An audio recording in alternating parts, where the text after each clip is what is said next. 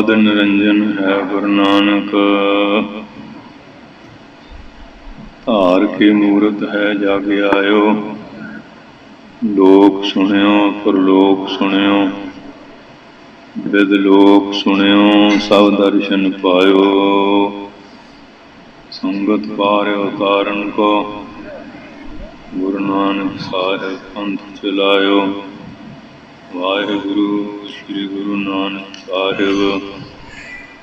धार के मूरत है जग आयो, आदि करो गुरुदेव को बंदन।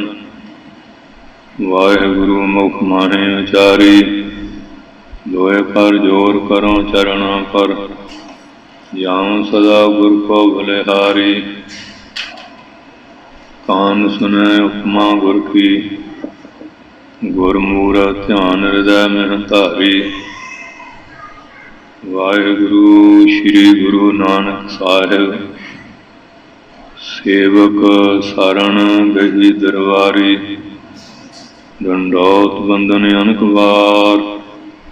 सर्व कला समरथ, डोलन ते राखो प्रभु।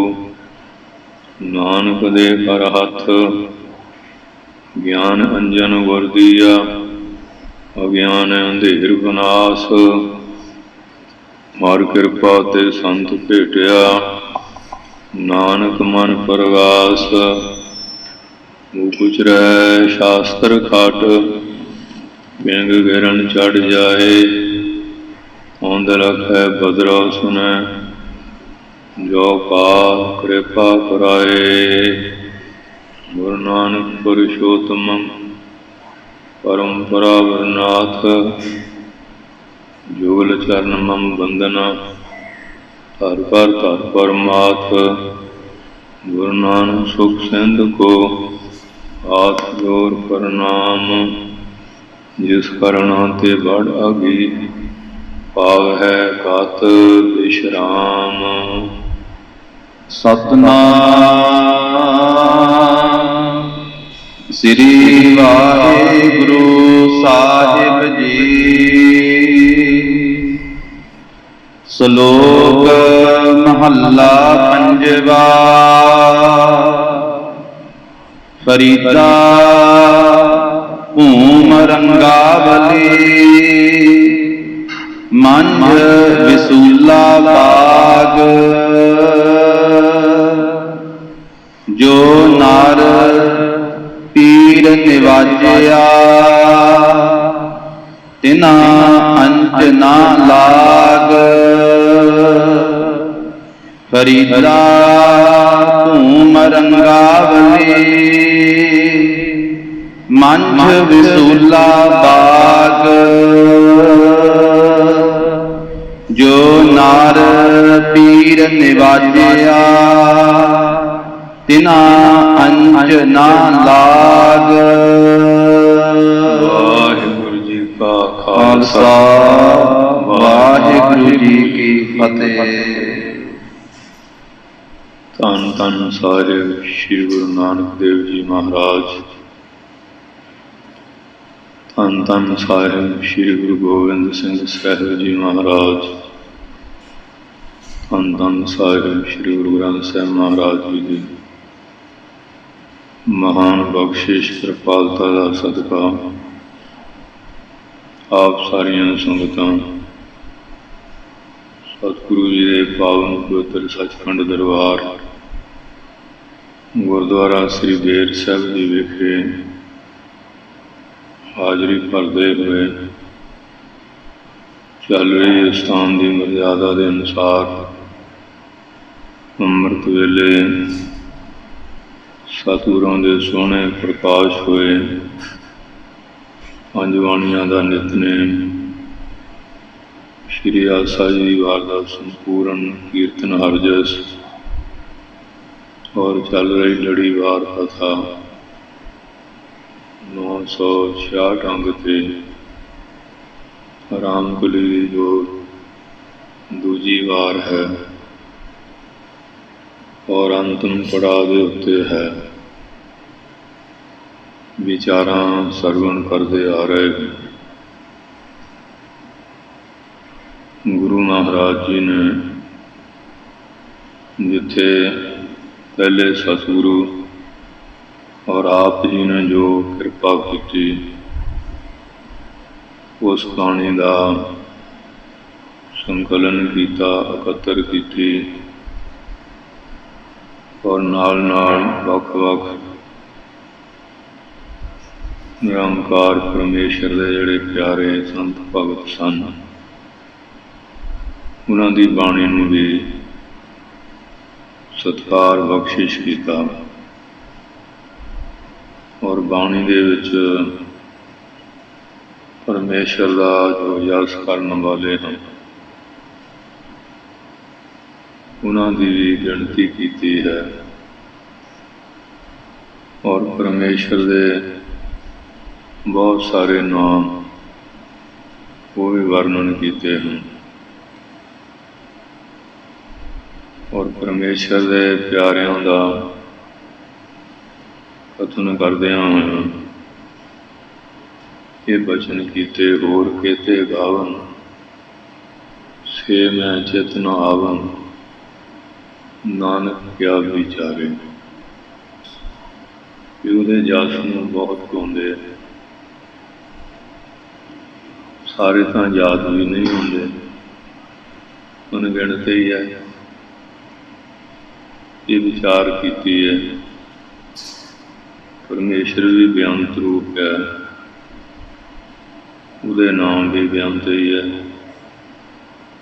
उहदा जास करने वाले भी बेअंत हैं, अंत नहीं आता। परमेश्वर के प्यारिਆਂ चों बहुत सारिਆਂ की बाणी श्री गुरु ग्रंथ साहिब महाराज दे विच दर्ज की। बाबा फरीद साहब जी की बाणी है और कई जगह उन्होंने महापुरखों को अपने वालों सत्कार स्वरूपा बख्श दिया। भावें अपने मुखारबिंद तो कृपा करते हैं,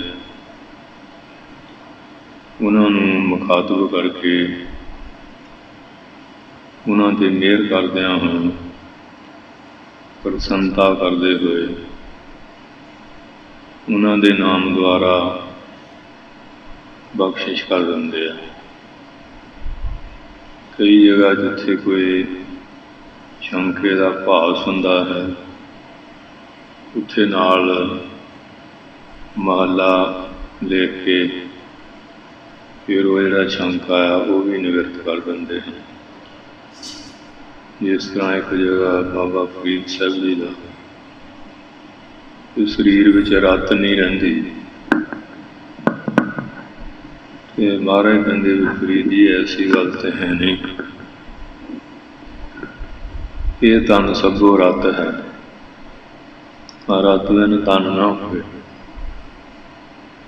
जो सह रते अपने तिन तन लोभ रत ना हो। जो तक जींदा खून तो रहेगा पर उनके अंदर लोभ रूपी रत नहीं रहे।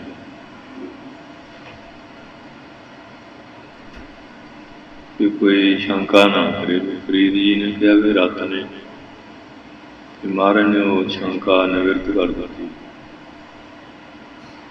हमें फरीद जी का आशा तो यही है पर वो कई शंके का भास हो सकता सी, इस करके नाल महला पा के लिख दिता कि फरीद जी उन्होंने अंदर लोभ रूपी रत है। इस तरह कई जगह उन्होंने बख्शिश रूप उन्होंने नाम मुखातब करके आप मेहर करके बख्शिश करते हैं। सुनिए ध्यान नाल सतगुरु सच्चे पातशाह बाणी द्वारा सजीवी काल वास्ते मेहर करते, मनवृत्ति की एकाग्रता लई, रसना की पवित्रता वास्ते ਵਜ ਵਜ ਕੇ ਬੋਲੋ ਸਤਨਾਮ। ਸਤਨਾਮ ਸ੍ਰੀ ਵਾਹਿਗੁਰੂ ਸਾਹਿਬ ਜੀ। ਸ਼ਲੋਕ ਮਹੱਲਾ ਪੰਜਵਾ। ਸਤਿਗੁਰੂ ਧੰਨ ਧੰਨ ਸਾਹਿਬ ਸ੍ਰੀ ਗੁਰੂ ਅਰਜਨ ਦੇਵ ਜੀ ਮਹਾਰਾਜ। ਇਹ ਰਾਮਕਲੀ ਰਾਗ ਦੀ ਜੋ ਦੂਜੀ ਵਾਰ ਹੈ, ਇਹਦੇ ਵਿੱਚ ਕਿਰਪਾ ਕਰਦੇ ਹਨ ਫਰੀਦਾ ਧੂਮ ਰੰਗਾਵਲੀ, ਮੰਝ ਵਿਸੂਲਾ ਬਾਗ। ਕਹਿੰਦੇ ਇਹ ਫਰੀਦ, ਇਹ ਜਿਹੜੀ ਆਤਮਾ ਵਿਸ਼ਾਣੀ ਰੂਪੀ ਬੁੱਧੀ ਹੈ, ਇਹ ਬੜੀ ਉਹਦੇ ਪਿਆਰ ਦੇ ਰੰਗ ਵਾਲੀ ਹੈ, ਉਹਦੇ ਪਿਆਰ ਦੇ ਰੰਗ ਵਿੱਚ ਰੰਗੀ ਹੋਈ ਹੈ। ਪਰ ਆਮ ਜੇ ਸੰਸਾਰ ਦੀ ਪ੍ਰਕਿਰਿਆ ਦੇਖੀਏ, ਬਹੁਤਾਤ ਵਿੱਚ ਇਹ ਜਿੰਨਾ ਸੰਸਾਰ ਹੈ, ਇਹ ਵਿਸ਼ੇ ਵਿਕਾਰਾਂ ਦੀ ਜ਼ਹਿਰ ਨਾਲ ਭਰਿਆ ਹੋਇਆ। ਇਹ ਬਾਗ ਬਗੀਚਾ ਹੈ। ਉਹ ਬਿਰਲੇ ਬਿਰਲੇ ਉੱਤਮ ਪੁਰਸ਼ ਆ, ਜਿਨ੍ਹਾਂ ਨੂੰ ਸੋਝੀ ਆਈ, ਨਾਮ ਬਾਣੀ ਵੱਲ ਲੱਗ ਗਏ, ਗੁਰੂ ਪੀਰ ਦੀ ਸ਼ਰਨ ਗ੍ਰਹਿਣ ਕੀਤੀ, ਨਾਮ ਅਭਿਆਸ ਕਰਕੇ ਆਪਣੀ ਬੁੱਧੀ ਨੂੰ ਉਜਲ ਪਵਿੱਤਰ ਬਣਾ ਲਿਆ। ਬਾਕੀ ਜਿੰਨਾ ਸੰਸਾਰ ਹੈ, ਜੋ ਸੰਸਾਰ ਦੇ ਜੀਵ ਹੈ, ਇਹ ਜਿਹੜਾ ਸੰਸਾਰ ਰੂਪੀ ਬਗੀਚਾ, ਇਹ ਪੰਜਾਂ ਵਿਕਾਰਾਂ ਦੀ ਜ਼ਹਿਰ ਨਾਲ ਭਰਿਆ ਹੋਇਆ ਬਾਗ ਬਗੀਚਾ ਹੈ। ਕਿਉਂਕਿ ਹਰ ਇੱਕ ਦੇ ਹਿਰਦੇ ਵਿੱਚ ਇਹ ਜਿਹੜੇ ਪੰਜ ਦੂਤ ਹੈ, ਇਹ ਆਪਣਾ ਆਪ ਪ੍ਰਭਾਵ ਬਣਾਈ ਬੈਠੇ ਹਨ। ਵਿਕਾਰ ਦ੍ਰਿਸ਼ਟੀ ਹੈ, ਕ੍ਰੋਧ ਵਾਲਾ ਭਾਵ ਹੈ, ਲੋਭ ਵਾਲਾ ਹੈ, ਮੋਹ ਬਿਰਤੀ ਹੈ, ਹਉਮੈ ਹੰਕਾਰ ਵਾਲੀ ਬਿਰਤੀ ਹੈ। ਇਹਨਾਂ ਦੇ ਸੰਬੰਧ ਨਾਲ ਹੋਰ ਵੀ ਬਹੁਤ ਸਾਰੀਆਂ ਬੁਰਾਈਆਂ ਹੈਗੀਆਂ।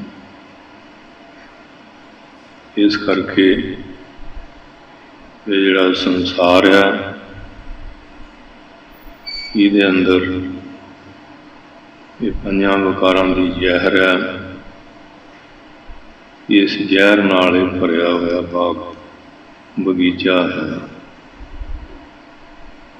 ਔਰ ਉਹ ਜ਼ਹਿਰ ਨੂੰ ਵਧਾਉਣ ਵਾਲੀਆਂ ਚੀਜ਼ਾਂ ਵੀ ਸੰਸਾਰ 'ਤੇ ਬਹੁਤ ਬਣਾਈਆਂ ਹੋਈਆਂ।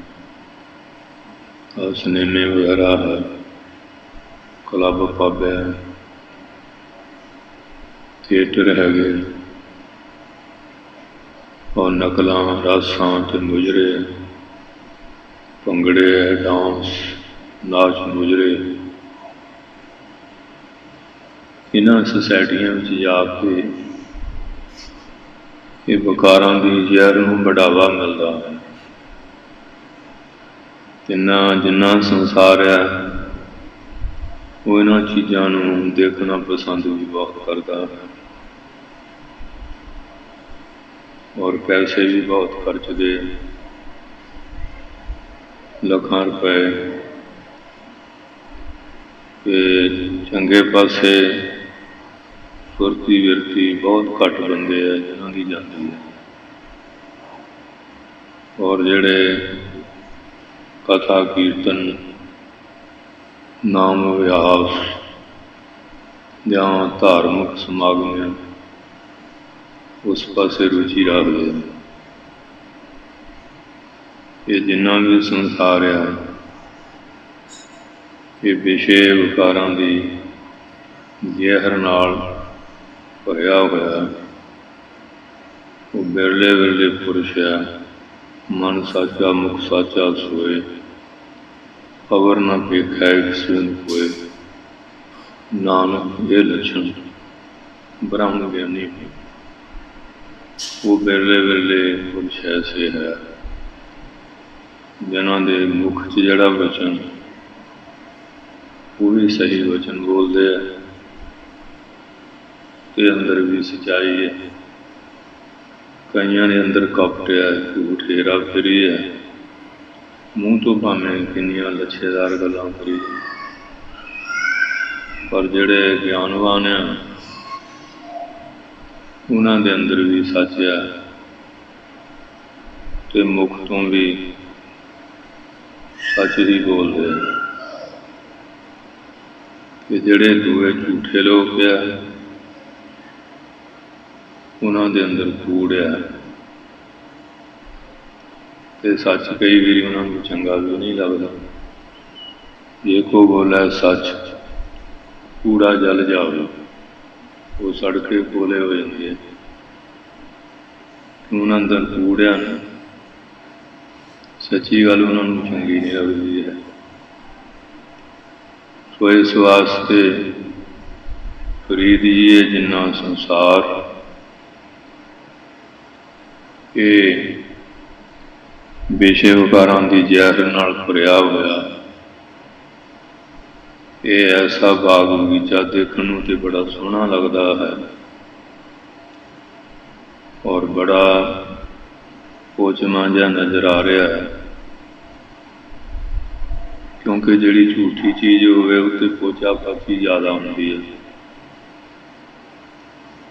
ਉਹਦੇ ਨਾਲ ਉਹ ਬੜੀ ਸਾਫ ਸੁਥਰੀ ਸੋਹਣੀ ਲੱਗਦੀ ਹੈ।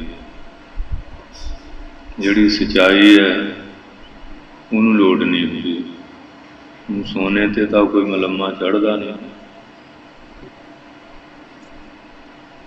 ਇਸ ਵਾਸਤੇ ਉਹ ਸ਼ੁੱਧ ਚੀਜ਼ ਹੈ ਤੇ ਬਾਕੀ ਜਿੰਨਾ ਸੰਸਾਰ ਹੈ ਇਹਦੇ 'ਚ ਇਸ ਤਰ੍ਹਾਂ ਦੀ ਪੋਚਾ ਪਾਚੀ ਬਹੁਤ ਹੈ। ਇਹ ਸੰਸਾਰ ਰੂਪੀ ਬਗੀਚਾ ਵਿਸੂਲਾ ਜ਼ਹਿਰ ਨਾਲ ਭਰਿਆ ਹੋਇਆ ਹੈ। ਜੋ ਨਰ ਪੀਰ ਨਿਵਾਜਿਆ, ਕਿ ਮਹਾਰਾਜ ਫਿਰ ਇਹ ਜਿਹੜੀ ਜ਼ਹਿਰ ਆ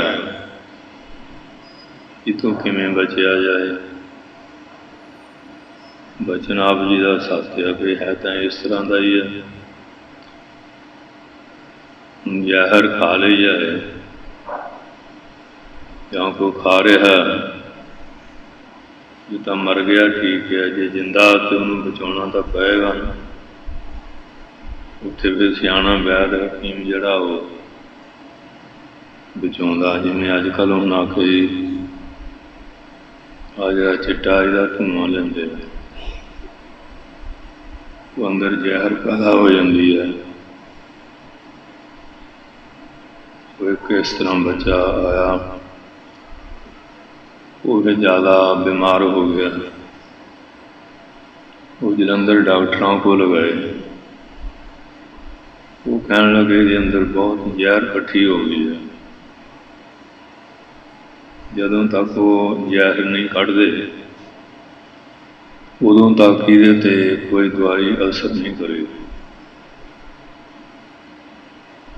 ਉਹਨੇ ਜ਼ਹਿਰ ਨੂੰ ਸਿਆਣਾ ਡਾਕਟਰ ਕੱਢੂਗਾ, ਆਮ ਤਾਂ ਕੱਢ ਨਹੀਂ ਹੁੰਦਾ।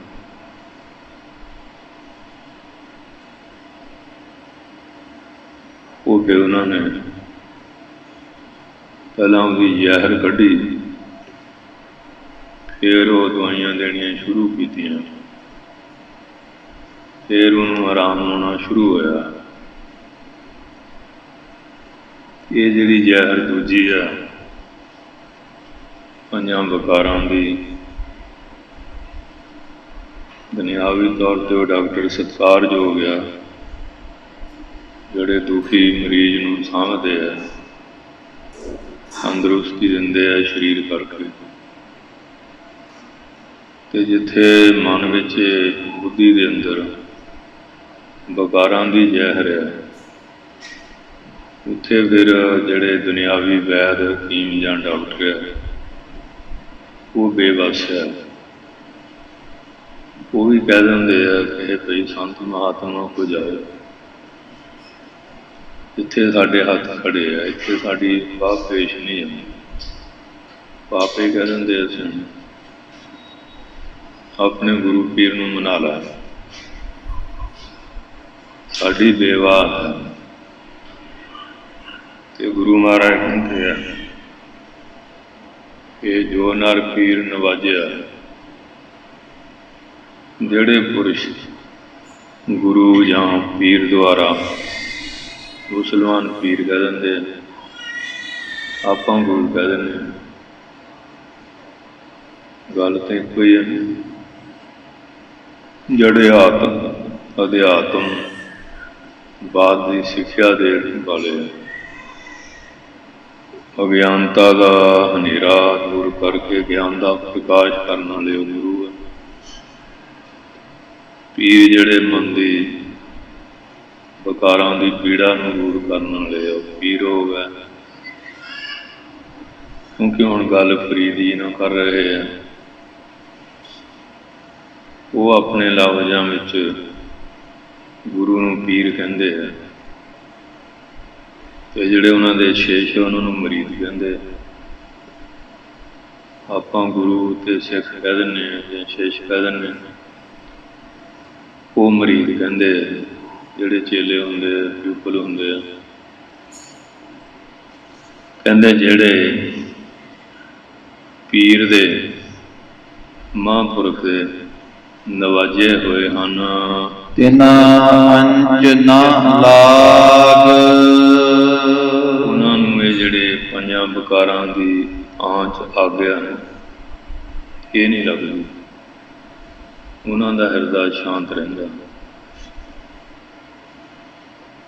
ਉਹ ਆਨੰਦ ਸਰੂਪ 'ਚ। ਮਹਾਰਾਜ ਛੇਵੇਂ ਪਾਤਸ਼ਾਹ ਦੀ ਮਹਿਮਾ ਨੂੰ ਜਦੋਂ ਜਹਾਂਗੀਰ ਦੀਆਂ ਬੇਗਮਾਂ ਨੇ ਸੁਣਿਆ, ਮਨ 'ਚ ਇੱਛਾ ਹੋਈ ਕਿ ਅਸੀਂ ਵੀ ਦਰਸ਼ਨ ਦੀਦਾਰ ਕਰ ਲਈਏ। ਜਹਾਂਗੀਰ ਤੋਂ ਆਗਿਆ ਲਈ। ਹੁਣ ਇਹ ਜਿਹੜੇ ਰਾਜਨੀਤਿਕ ਲੋਕ ਹੁੰਦੇ ਹਨ, ਇਹ ਲੋਕ ਅੰਦਰੋਂ ਕੱਪ ਤੰਗ ਆਉਂਦੇ ਨੇ, ਫਿਰ ਫੇਰੀ ਰੱਖਦੇ ਆ। ਭਾਵੇਂ ਹੁਣ ਮਹਾਰਾਜ ਦੇ ਦੀਨ ਹੋਇਆ, ਨਾਲ ਨਾਲ ਘੁੰਮ ਰਿਹਾ, ਭਾਵਨਾ ਇਹਨਾਂ ਦੀਆਂ ਇਸ ਤਰ੍ਹਾਂ ਦੀਆਂ ਹੁੰਦੀਆਂ। ਉਹ ਕਹਿਣ ਲੱਗਾ, ਚੰਗਾ ਫਿਰ ਇਉਂ ਕਰਿਓ, ਪੀਰ ਜੀ ਨੂੰ ਪਰਖ ਕੇ ਆਇਓ ਕਿੰਨੇ ਕੁ ਪਾਣੀ 'ਚ, ਕਿੰਨੀ ਕਿਨਾਂ ਦੀ ਉੱਚੀ ਅਵਸਥਾ ਹੈ। ਕਿਉਂਕਿ ਬੰਦੇ ਦੇ ਮਨ ਨੂੰ ਜੜ ਔਰ ਚੇਤਨ ਮਾਇਆ ਗੁਰਾਉਂਦੀ ਹੈ। ਜੜ ਮਾਇਆ ਵੀ, ਚੇਤਨ ਮਾਇਆ ਵੀ। ਉਹਨਾਂ ਨੇ ਫਿਰ ਉਸ ਤਰ੍ਹਾਂ ਹੀ ਆਪਣੇ ਢੰਗ ਦੇ ਨਾਲ ਨਾਜ਼ੋ ਨਖਰੇ ਕਰਨੇ ਸ਼ੁਰੂ ਕੀਤੇ, ਔਰ ਕਈ ਤਰ੍ਹਾਂ ਦੇ ਹਾਵ ਭਾਵ ਦਿਖਾਉਣੇ ਸ਼ੁਰੂ ਕੀਤੇ। ਸਮੇਰ ਪਰਬਤ ਨੂੰ ਮੱਛਰ ਟੱਕਰ ਮਾਰੇ ਤੇ ਸਮੇਰ ਪਰਬਤ ਦਾ ਕੀ ਵਿਗਾੜਿਆ, ਜਾਂ ਕਿੰਨੀ ਹਵਾ ਚੱਲੇ ਕੋਈ ਅਸਰ ਹੈਗਾ? ਮਾਰੇ ਤੇ ਆਪ ਸਮਰੱਥ ਅਕਾਲ ਪੁਰਖ ਦਾ ਸਰਗੁਣ ਸਰੂਪ ਹੈ। ਤੇ ਮਹਾਰਾਜ ਨੇ ਬੜਾ ਖੁਲਾਸਾ ਜਿਹਾ ਬਚਨ ਕੀਤਾ। ਕਹਿਣ ਲੱਗੇ, ਇਹ ਜਿਹੜੇ ਵਿਸ਼ੇ ਵਿਕਾਰ ਆ, ਇਹ ਤਾਂ ਕੁੱਤੇ ਕੁੱਤੀਆਂ 'ਚ ਵੀ ਹੈਗੇ। ਵਿਕਾਰਾਂ ਦਾ ਆਨੰਦ ਤਾਂ ਪਸ਼ੂ ਪੰਛੀਆਂ 'ਚ ਵੀ ਹੈ। ਬਸ ਇੰਨੀ ਗੱਲ ਹੀ ਬਹੁਤ ਸੀ। ਵਾਪਸ ਆ ਗਏ। ਜਹਾਂਗੀਰ ਨੇ ਪੁੱਛਿਆ, ਕਹਿਣ ਲੱਗੇ, ਪੀਰ ਜੀ ਦਾ ਪੂਰੇ ਕਾਮਲ ਹੈ, ਕਾਮਲ ਮੁੱਛ। ਉਹਨਾਂ ਦੇ ਉੱਤੇ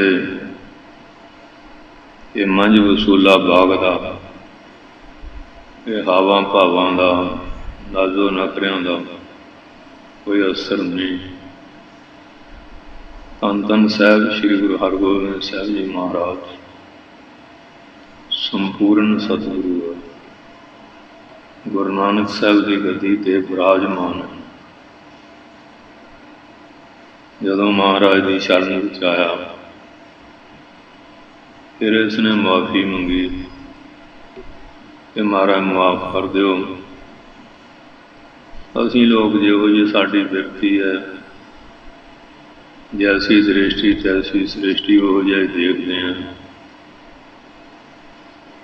ਤੇ ਆਪਣੇ ਆਪ ਜੀ ਦੀ ਅਵਸਥਾ ਤੇ ਹਮੇਸ਼ਾ ਹੀ ਇੱਕ ਰਸ ਹੈ। ਤੇ ਜਿਹੜੇ ਆਮ ਲੋਕ ਹੈ ਨਾ, ਇਹ ਅਵਸਥਾ ਦਾ ਉਹ ਗਿਰਗਟ ਵਾਂਗੂ ਕਈ ਰੰਗ ਬਦਲਦੇ, ਇੱਕ ਥੋੜ੍ਹੀ ਹੁੰਦੀ। ਪਰ ਜਿਹੜੇ ਗਿਆਨਵਾਨ ਹੈ ਉਹ ਇੱਕ ਰਸ ਹੈ, ਪੂਰਨ ਪੁਰਖ ਜਿਹੜੇ ਹੈ। ਇਸ ਵਾਸਤੇ ਮਹਾਰਾਜ ਕਹਿੰਦੇ ਜਿਹੜੇ ਪੂਰੇ ਪੀਰਾਂ ਦੇ ਨਵਾਜੇ ਹੋਏ ਬਖਸ਼ਿਸ਼ ਦੇ ਪਾਤਰ ਬਣ ਗਏ,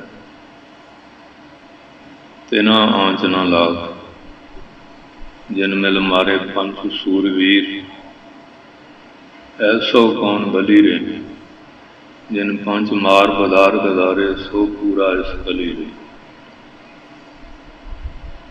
ਅੰਧਾਰ ਖਵਾੜ ਵਾਲੇ ਸੰਗਤ ਦੀ ਬੇਨਤੀ ਤੋਂ ਪਟਿਆਲੇ ਗਏ ਹੋਏ ਸੀ, ਤੇ ਮਹਾਰਾਜਾ ਭੁਪਿੰਦਰ ਸਿੰਘ ਨੂੰ ਪਤਾ ਲੱਗਿਆ। ਉਹ ਗਏ ਦਰਸ਼ਨ ਦੇ ਨਾਲ, ਦਰਸ਼ਨ ਦੀ ਭਾਵਨਾ ਨਾਲ ਮਹਾਂਪੁਰਸ਼ਾਂ ਦੇ ਪਾਸ ਆਇਆ, ਬੇਨਤੀ ਕੀਤੀ ਕਿ ਮਹਿਲਾਂ ਵਿੱਚ ਚਰਨ ਪਾਓ। ਸੰਤਾਂ ਨੇ ਆਗਿਆ ਨਾ ਬਖਸ਼ੀ। ਫਿਰ ਸੰਗਤ ਨੇ ਬੜਾ ਜ਼ੋਰ ਪਾਇਆ ਕਿ ਮਹਾਰਾਜ ਦੇਖੋ ਕਿੰਨੀ ਨਿਮਰਤਾ ਨਾਲ ਬੇਨਤੀ ਕਰਦਾ ਹੈ। ਤੇ ਸੰਗਤ ਦਾ ਬਚਨ ਮੰਨ ਕੇ ਚਲੇ ਗਏ। ਉੱਥੇ ਜਿਹੜੇ ਲੈ ਗਿਆ ਕਿ ਉਹ ਸ਼ੀਸ਼ ਮਹਿਲ ਦਿਖਾਇਆ, ਕਿਉਂਕਿ ਇੱਕ ਵਾਰੀ ਇਹ ਫਰਾਂਸ ਪੈਰਿਸ ਦੀ ਰਾਜਧਾਨੀ ਗਿਆ ਸੀ, ਜਿਹੜੀ ਫਰਾਂਸ ਦੀ ਰਾਜਧਾਨੀ ਉਸੇ ਸਾਦੇ ਭੇਸ ਵਿੱਚ ਸੀ। ਤੇ ਉਹ ਪੁੱਛਦਾ ਇਹ ਸਮਾਨ ਸਮੂਨ ਕਿੰਨੇ ਕੁ ਦਾ। ਉਹਨੇ ਸਮਝਿਆ ਵੀ ਤਾਂ ਕੋਈ ਸਧਾਰਨ ਵਿਅਕਤੀ ਹੈ, ਇਹ ਤਾਂ ਕਿਹੜਾ ਖਰੀਦਣਾ, ਇਹ ਤਾਂ ਇੰਨੇ ਦਾ। ਉਹਨਾਂ ਨੂੰ ਨਹੀਂ ਸੀ ਪਤਾ ਕਿ ਮਹਾਰਾਜਾ ਪਟਿਆਲਾ ਉਹ ਸਾਰਾ ਹੀ ਜਗਾ ਲਿਆ, ਉਹ ਸਾਰਾ ਸ਼ੀਸ਼ ਮਹਿਲ ਦੇ ਵਿੱਚ ਜੜਿਆ ਸੀ। ਤੇ ਮੈਂ ਵੀ ਇੱਕ ਵਾਰੀ ਗਿਆ ਸੀ, ਦੇਖਿਆ ਸਾਰਾ, ਉਹ ਦੱਸਿਆ ਵੀ ਉੱਥੋਂ ਚੱਕਾ ਕੇ ਲਿਆ। ਸੰਤਾਂ ਮਹਾਂਪੁਰਸ਼ਾਂ ਨੂੰ ਕਹਿਣ ਲੱਗਾ, ਬੜਾ ਜਵਾਨ ਸੀ, ਤਗੜਾ, ਹਰਨਾਂ ਦੀਆਂ ਅੱਖਾਂ ਬੜੀਆਂ ਚੌੜੀਆਂ, ਕਲਗੀ ਲਾਈ ਹੋਈ, ਕਲਗੀ ਝੂਮੇ, ਸ਼ਾਹੀ ਵਸਤਰ ਪਾਏ ਹੋਏ।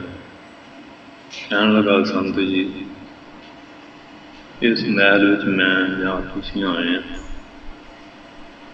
ਇੰਨੀ ਸਿਕਿਉਰਿਟੀ ਇੱਥੇ ਕੀੜੀ ਨਹੀਂ ਭਟਕ ਸਕਦੀ। ਉਵੇਂ ਤੇ ਸੰਤ ਮਹਾਰਾਜ ਕਹਿਣ ਲੱਗੇ, ਐ ਰਾਜਨ, ਤੇਰੇ ਵਰਗੇ ਕੰਗਾਲ ਦੇ ਘਰ ਮੈਂ ਵੀ ਪਹਿਲੀ ਵਾਰੀ ਆਇਆ, ਅੱਗੇ ਕਦੀ ਨਹੀਂ ਆਇਆ।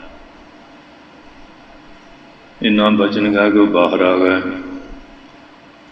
ਫਿਰ ਉਹ ਡਰ ਗਿਆ ਬਹੁਤ ਕਿ ਕੋਈ ਕਰੜਾ ਬਚਨ ਨਾ ਕਰ ਦੇਣ। ਫਿਰ ਨੰਗੇ ਚਰਨੀ ਨਮਸਕਾਰ ਕੀਤੀ, ਪੇਟਾ ਰੱਖ ਕੇ ਬੇਨਤੀਆਂ ਕੀਤੀਆਂ। ਸੰਤ ਕਹਿੰਦੇ ਅਸੀਂ ਤਾਂ ਸੰਗਤ ਦਾ ਬਚਨ ਮੰਨ ਕੇ ਚਲੇ ਗਏ ਸੀ, ਸਾਡਾ ਰਾਜਿਆਂ ਵਜ਼ੀਰਾਂ ਨਾਲ ਕੀ ਪ੍ਰਯੋਜਨ ਹੈ, ਸਾਡਾ ਤਾਂ ਗੁਰਸਿੱਖ ਸੰਗਤ ਦੇ ਨਾਲ ਹੀ ਹੈ। ਫਿਰ ਬੇਨਤੀ ਕਰਕੇ ਚਲੇ ਗਿਆ। ਫਿਰ ਇਹ ਲੋਕ ਉਹ ਮਨ ਚੋਂ ਗਾਉਂਦੇ ਨਹੀਂ ਨਾ, ਮੈਨੂੰ ਵੀ ਫਿਰ ਉਹ ਰਾਣੀਆਂ ਦਾ ਜਥਾ ਜਿਹੜਾ ਸੀ ਉੱਥੇ ਭੇਜ ਦਿੱਤਾ ਕਿ ਪਰਖ ਕਰਕੇ ਆਓ। ਬਸ ਜਿਵੇਂ ਮਹਾਰਾਜ ਛੇਵੇਂ ਪਾਤਸ਼ਾਹ ਨੇ ਉੱਤਰ ਦਿੱਤਾ ਸੀ, ਇਸ ਤਰ੍ਹਾਂ ਦਾ ਉੱਤਰੇ ਗਏ ਸੰਤਾਂ ਮਹਾਂਪੁਰਸ਼ਾਂ ਨੇ ਉੱਤੇ। ਇਹਦਾ ਬਹੁਤ ਆਜਿਜ਼ ਹੋ ਕੇ ਬੇਨਤੀਆਂ ਕਰਨ ਲੱਗਾ कि महाराज साड़ियाँ भावना इस तरह दियां ही हैं, जिहड़े समर्थ पुरुष है उन्होंने अपने मन बुद्धि और इंद्रियों के उत्ते विकारां वालों विजय पाई हुई है, जित प्राप्त की हुंदी है। इस वास्ते जिहड़े किसी पूरे गुरु पीर वाले हैं, महाराज कहते फरीद जी उन्होंने ये पंजां विकारां की आँच, ये जिहड़ी अग्नि उन्होंने मन नूं शुभ गुणां नूं नहीं साड़ती है। महला पंजवा। अगे महाराज पंजवें पातशाह बख्शिश करते हैं। फरीदा उमर सुहावड़ी। फरीद ये उम्र ताही सुहावड़ी सोभनीक है, क्योंकि उम्र वही बिच लेखे दे जो याद साईं विच गुजरे। उम्र तो वही है जिहड़ी मालक की याद विच सेवा सिमरन विच गुजर जाए, पर कार विच लग जाए। महाराज धन गुरु नानक पातशाह के नगर च गए सी, उत्थे वो समाधां बनिया हुई, किसी दे 5 साल की उम्र, किसी दे 10, 30 तो वध कोई नहीं। श्री मरदाना जी बड़े हैरान हो गए, इत्थे बड़ी बड़ी लंबी उम्र के बुढ़े फिरदे हैं कि की सारे नौजवान ही मर जाते। समाधां उत्ते 30 तो वध उम्र नहीं लिखी हुई। बाहर कहते महाराज ये किस तरह के लोग ये झूठ बोलते, झूठे आप बुढ़े फिरदे है, समाधां से 30 तो वध उम्र नहीं लिखी। महाराज कहते नहीं मरदाना जी, वो कारण होएगा। सियाने पुरुषों ने बुलाया कि भाई तुम बजुर्ग घूम रहे हैं तो की नौजवान मर जाते, जिन्नियां समाधां बनाइया 30 तो वध उम्र नहीं लिखी हुई। वो कहते महाराज असीं लंबी उम्र उम्र नहीं मनते, उस उम्र नूं समझते हैं जिहड़ी उम्र सेवा ते सिमरन विच बतीत होती है। महाराज कहते मरदाना जी सुन लिया, किड्डी बड़ी विचार दसी, क्योंकि बजुर्गी अकलस ना के बमाल, तबंगरी दिलस ना के थोड़े झाटे का नाम बजुर्गी नहीं, बजुर्गी है जे कोई अकल विचार सिख लईए। हुण बुढ़े ही बथेरे शराबां पी पी के मूँह चों लालां सुटदे हैं, उन्होंने बजुर्ग बड़ी काम। बच्चों सिक्ख्या तो की देनी सी, आप पुठे पासे लगे हुए। बजुर्गी अकलस, अकल विचार का नाम, ना जफा ही ना वफा, ये बजुर्गी कादी। मारे कहते सुन लो मरदाना जी, किड्डे विचारवान लोग है। कैसी महाराजा उदय सैन कतौड़ दे राजे सी, बहुत प्रेमी सियाने सन। इन्हों को हीरा लाल सी, बजुर्गों ने उसकी कीमत भी लिख के रखी हुई सी कि इतनी कीमत का है। उन्होंने मन में एक ख्याल बन गया कि वजीरां नूं पुछया जाए। अगे वजीर होंदे सी, अकल वाले बंदे फर्क निरख के विद्वान रखे जाते सी। हुण आ वोटां विच तां जिहो जिहा मर्जी कोई आ जाए, इस वास्ते बड़े बड़े विद्वान बंदे होंदे सी, अकल वाले लोग होंदे सी। ऋषि चाणक नूं जदों वजीर रखिया, महाराजा चंद्रगुप्त मौर्य ने ਇੱਕ ਸ਼ੇਰ ਪਿੰਜਰੇ ਵਿੱਚ ਪਾਇਆ ਹੋਇਆ ਸੀ। ਕਹਿਣ ਲੱਗੇ ਪਿੰਜਰੇ ਦਾ ਜੰਦਰਾ ਨਾ ਖੋਲ੍ਹਿਆ ਜਾਏ, ਤੋੜਿਆ ਵੀ ਨਾ ਜਾਏ, ਸ਼ੇਰ ਨੂੰ ਸਾਬਤ ਬਾਹਰ ਕੱਢਿਆ ਜਾਏ, ਅਕਲ ਪਰਖਣ ਦੀ। ਸਾਰੇ ਦੇਖਦੇ, ਕਹਿੰਦੇ ਜੀ ਇਹ ਤਾਂ ਮਹਾਰਾਜ ਔਖੀ ਗੱਲ ਹੀ ਹੈ। ਚੰਦਰਗੁਪਤ ਮੌਰੀਆ ਨੇ ਜਿਲੇ ਗੱਲ ਕਹੀ, ਚਾਣਕ ਰਿਸ਼ੀ ਬਹੁਤ ਵਿਦਵਾਨ ਮਹਾਂਪੁਰਖ, ਉਹਨਾਂ ਦੇ ਰਾਜਨੀਤੀ ਦੇ ਗ੍ਰੰਥ ਅੱਜ ਵੀ ਦੁਨੀਆ ਪੜ੍ਹਦੀ ਹੈ।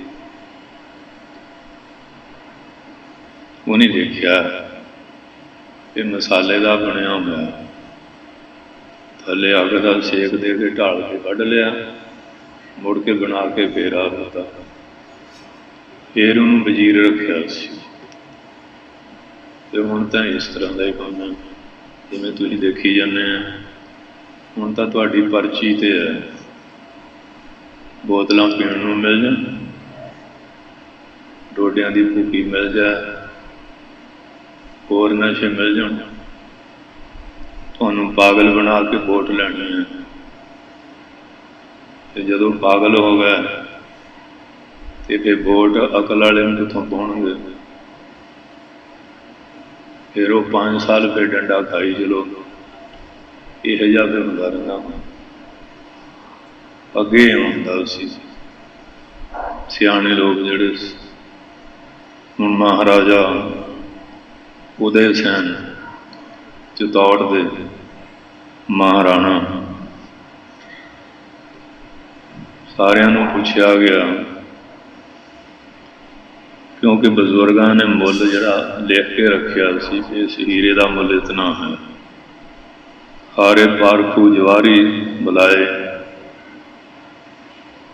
ਕਿਸੇ ਨੇ ਸਹੀ ਮੁੱਲ ਨਹੀਂ ਦੱਸਿਆ। ਵਜ਼ੀਰ ਕਹਿੰਦਾ ਜੀ ਮੇਰੇ ਕੋਲ ਇੱਕ ਸੇਵਾਦਾਰ ਆ, ਉਹ ਬੜਾ ਸੂਝਵਾਨ ਹੈ, ਉਹਨੂੰ ਪੁੱਛਿਆ, ਉਹਨੂੰ ਸਹੀ ਮੁੱਲ ਦੱਸ ਦਿੱਤਾ। ਮਹਾਰਾਜਾ ਉਦੈ ਸੈਨ ਬਹੁਤ ਖੁਸ਼ ਹੋਏ। ਵਜ਼ੀਰ ਨੂੰ ਕਹਿੰਦੇ ਇਹਨੂੰ ਕਿਹੜਾ ਪੁਰਸਕਾਰ ਇਨਾਮ ਦਿੱਤਾ ਜਾਏ? ਕਹਿੰਦੇ ਮਹਾਰਾਜ ਤੁਸੀਂ ਆਪੇ ਹੀ ਸੋਚ ਲਓ, ਸਿਆਣੇ ਹੀ। ਉਹਨੇ ਆਪਣੇ ਤੌਰ ਤੇ ਇਹਨੂੰ ਇਸ ਚੀਜ਼ ਦਾ ਇਨਾਮ ਦਿੱਤਾ ਜਾਏ ਵਿਚਾਰ ਕਰਦੇ ਸੀ। ਇੰਨੇ ਨੂੰ ਉਹਨਾਂ ਦੇ ਗੁਰੂ ਆ ਗਏ, ਰਵਿਦਾਸ ਸਰਬੱਗ, ਸ਼ਿਵਾਜੀ ਮਰਾਠੇ ਦਾ ਜੀਵਨ ਬਦਲਣ ਵਾਲਾ ਵੀ ਇਹ ਬਾਬਾ ਸ੍ਰੀ ਚੰਦ ਦਾ ਚੇਲਾ ਸੀ। ਕਹਿਣ ਲੱਗੇ ਗੁਰੂ ਜੀ ਮਹਾਰਾਜ ਇਹਨੂੰ ਕੀ ਇਨਾਮ ਦਿੱਤਾ ਜਾਏ? ਕਹਿਣ ਲੱਗੇ ਇਹਦੀਆਂ ਦੋਨੋਂ ਅੱਖਾਂ ਕੱਢ ਦਿੱਤੀਆਂ ਜਾਣ। ਸਾਰੀ ਸਭਾ ਹੈਰਾਨ ਹੋ ਗਈ ਕਿ ਗੁਰੂ ਜੀ ਇਹ ਬਚਨ ਕੀ ਕਹਿ ਦਿੱਤਾ, ਐਡੀ ਤਗੜੀ ਸਜ਼ਾ। ਕਹਿਣ ਲੱਗੇ ਸਾਰੀ ਉਮਰ ਪੱਥਰਾਂ ਨੂੰ ਪਰਖਦਾ ਰਿਹਾ, ਜਿਹੜੀ ਆਪਣੇ ਅੰਦਰ ਰਹਿਣ ਵਾਲੀ ਆਤਮਾ ਉਹਨੂੰ ਨਹੀਂ ਵੇਖਿਆ। ਮਹਾਰਾਜਾ ਉਦੈ ਸੈਨ ਦੇ ਮਨ 'ਚ ਬਰਾਗ ਪੈਦਾ ਹੋ ਗਿਆ।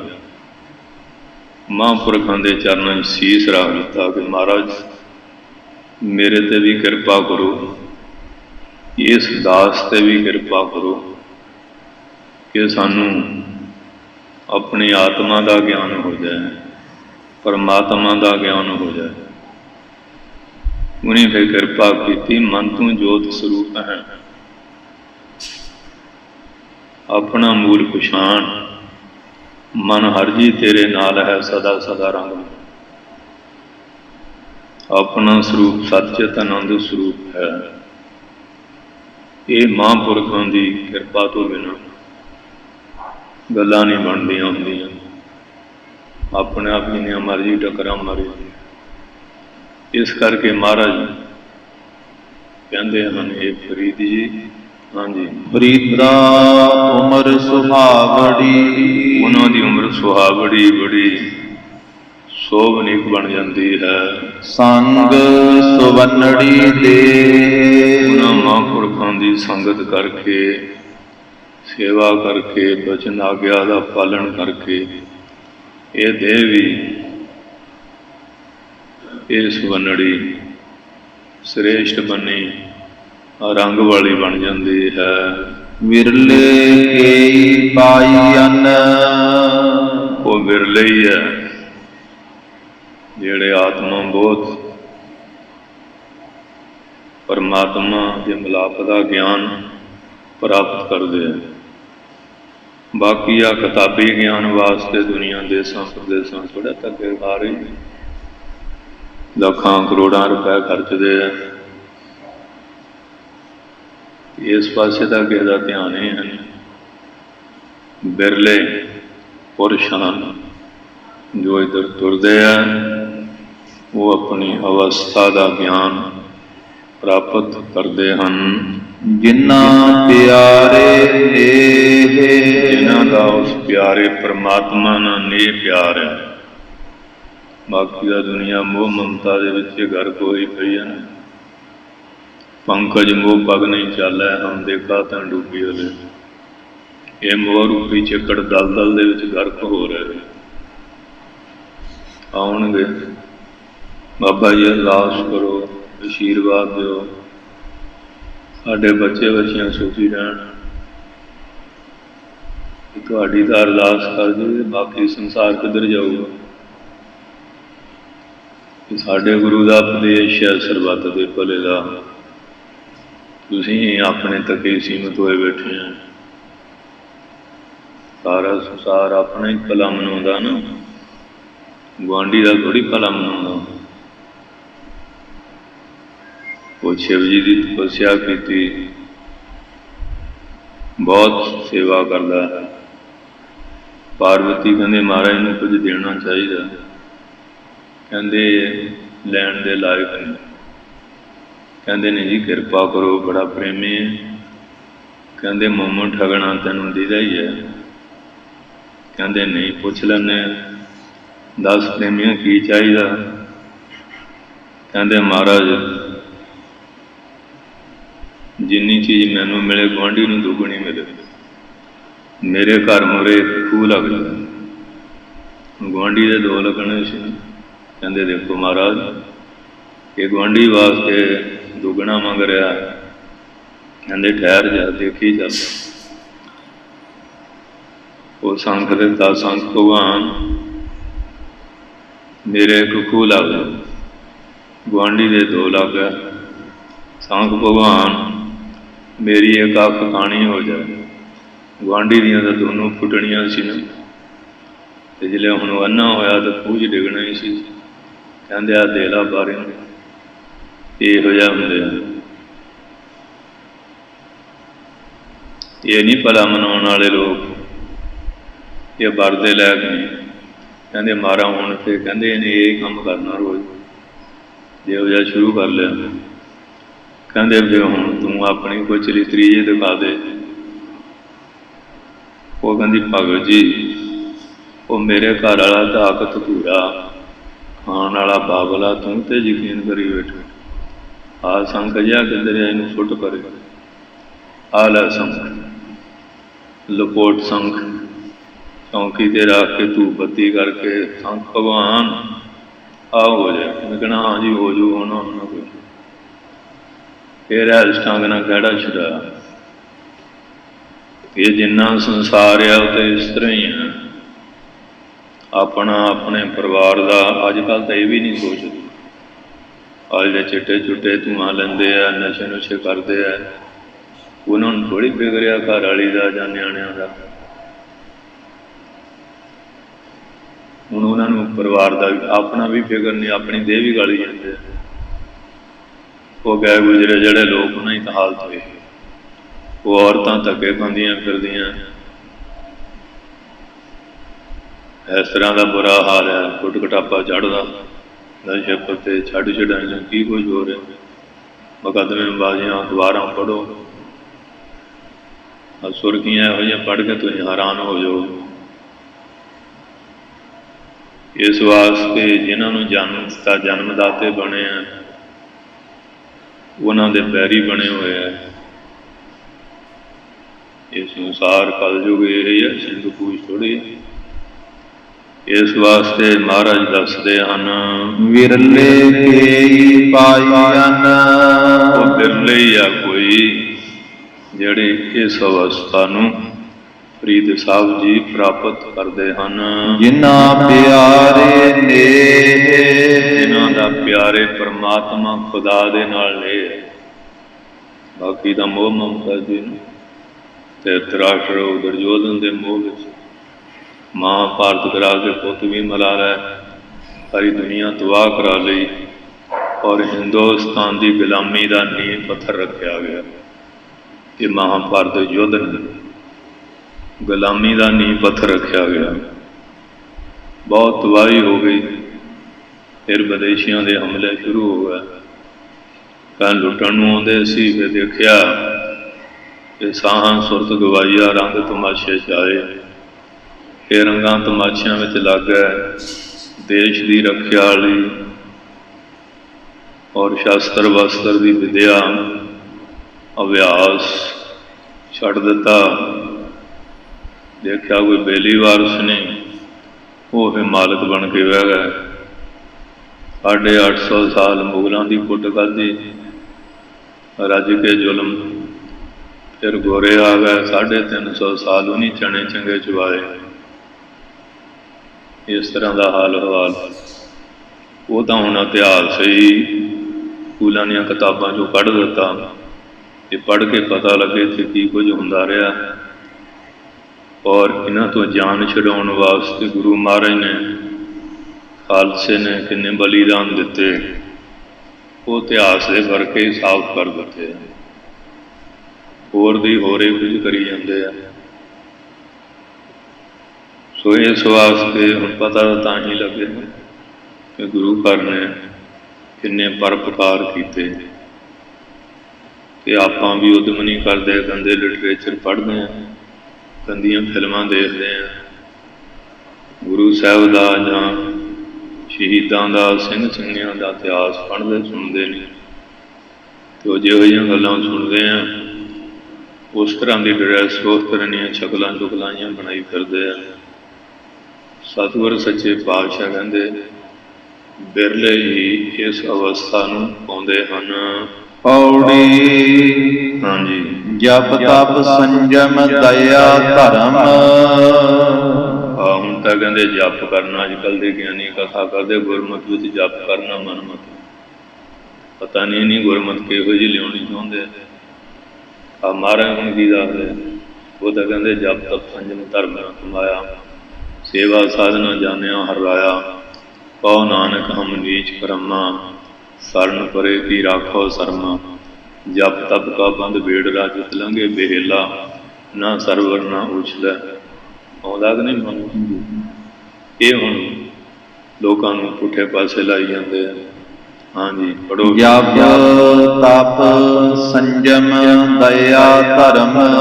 ਜਪ ਕਰਨਾ, ਤਪ ਕਰਨਾ, ਸੰਜਮ ਕਰਨਾ ਔਰ ਧਰਮ ਨੂੰ ਧਾਰਨ ਕਰਨਾ।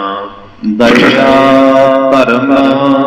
ਦਇਆ ਧਾਰਨੀ ਬਾਲਕ ਤੇ ਬੁੱਢੇ ਤੇ ਰੋਗੀ ਤੇ ਪਸ਼ੂ ਪੰਛੀ ਤੇ। ਔਰ ਧਰਮ ਨੂੰ ਗ੍ਰਹਿਣ ਕਰਨਾ।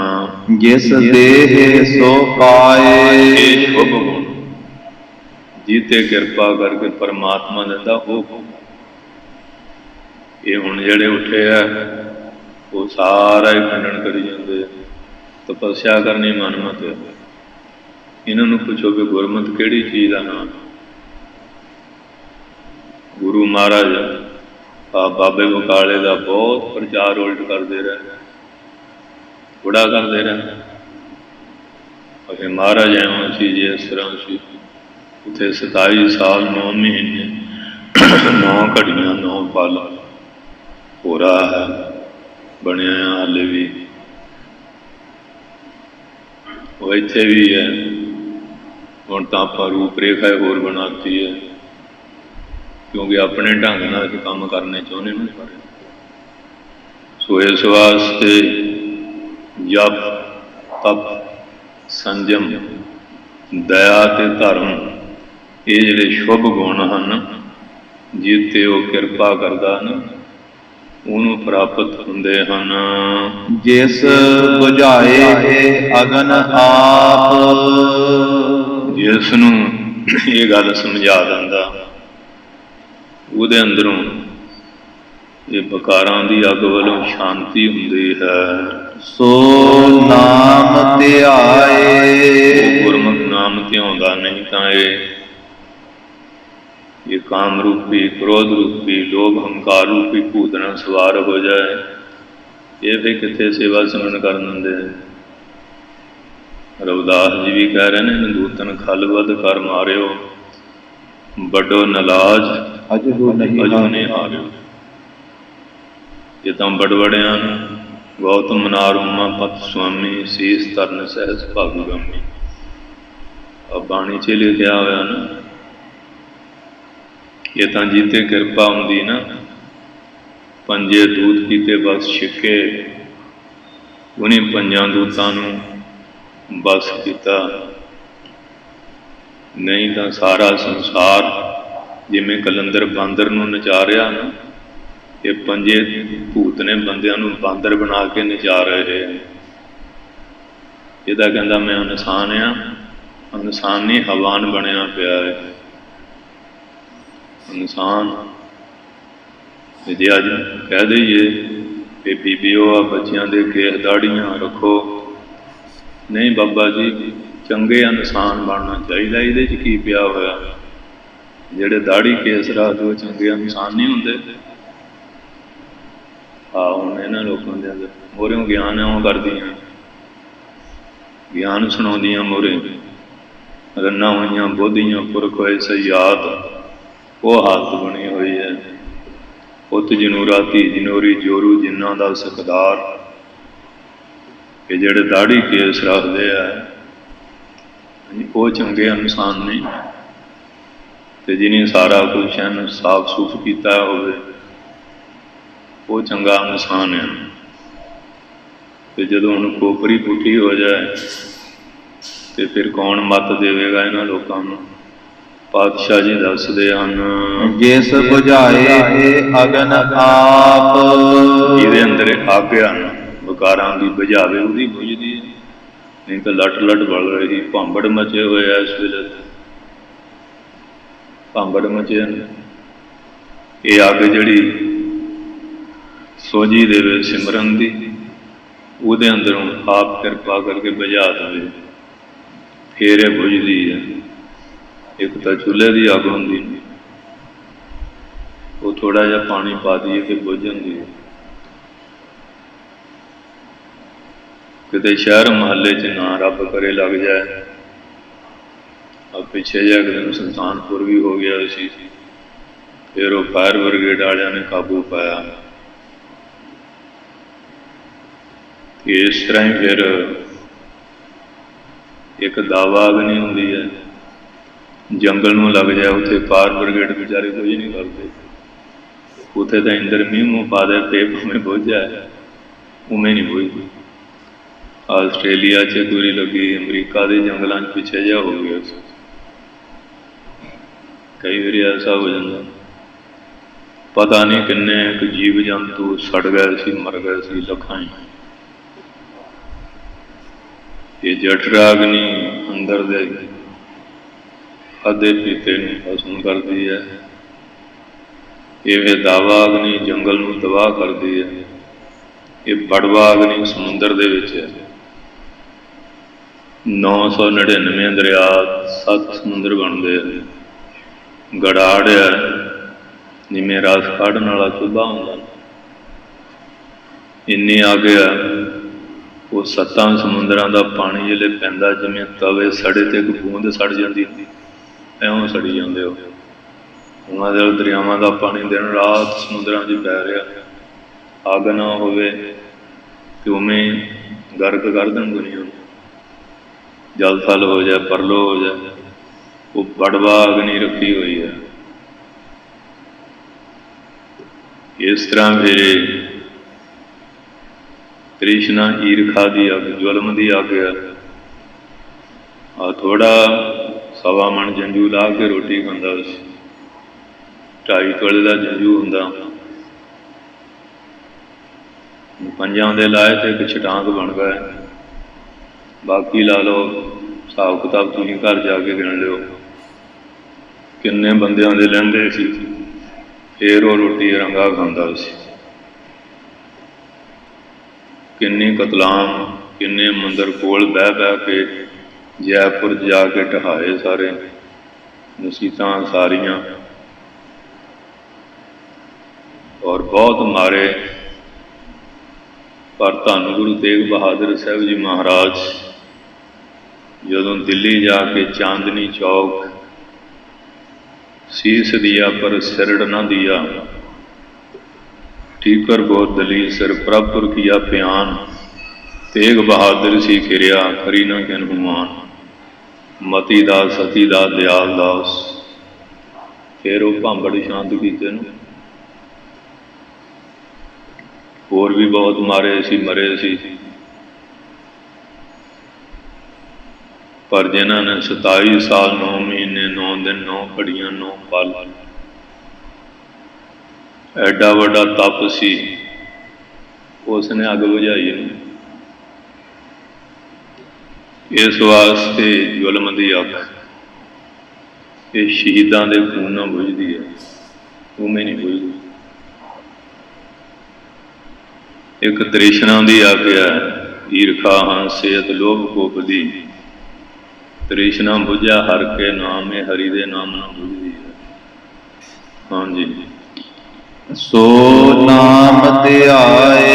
जिन्हां दे अंदरों ये अग बुझ जाती वो नाम त्यों नहीं। बकार जड़े इन्ना बुद्धि के गलबा प्रभाव पा लेंदे आ, नाम जपने नहीं देंदे, इधर लगने नहीं देंदे, वो पुठी चाल पुठे पासे जाणगे, टेढ़ी पाग टेढ़े चले लागे पीड़े खान, आह काम करते हैं।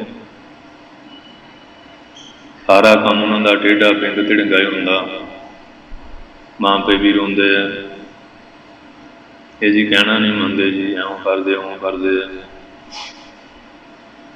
पहलां तो तुसीं भी बहुत लाड लूड करते रहे, ना तुहानूं तुसीं धर्म का मार्ग अपनाया सी ते ना इन्हां नूं सिक्ख्या दित्ती।